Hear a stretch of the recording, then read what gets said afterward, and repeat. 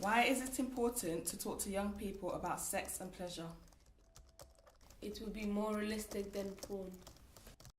The messages that you get from the media and pornography aren't necessarily always about pleasure, quite often about performance, but sex in the media and sex in pornography is very choreographed. It's not reality, is it? You don't knee your partner in the head by accident or fall off the bed or your leg goes into cramp or you don't burst out in a fit of laughter. You don't have that interaction necessarily, and I think it gives unrealistic expectations of what sex should be like.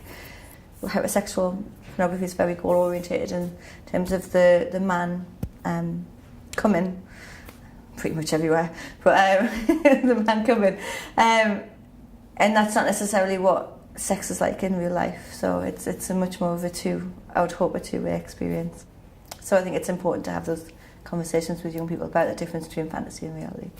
So young people are accessing this media, and actually I think a lot of young people are quite critical viewers, and they do think about things like body image, and they do think about, there are limitations on what they're being exposed to, I suppose. But I think also, encouraging more of that, critical reading of the things they're seeing, and also asking themselves, what are we not seeing here? There are still a lot of kids that are killing themselves because they're sexually different, and in their school, there's no. I only recently heard a story about a young gay kid who killed himself when only a week before he'd asked his school to talk about being gay, and the school had said, no, we won't do it. And you imagine a trans kid or a kinky kid. Again, I don't want to take the emphasis away from actually young people do have agency and they do think critically, but if we can give them more tools, if we can say, oh, this is the stuff we learn, this might be helpful to you, that would be a better way to go than, all this taboo and silence around this area.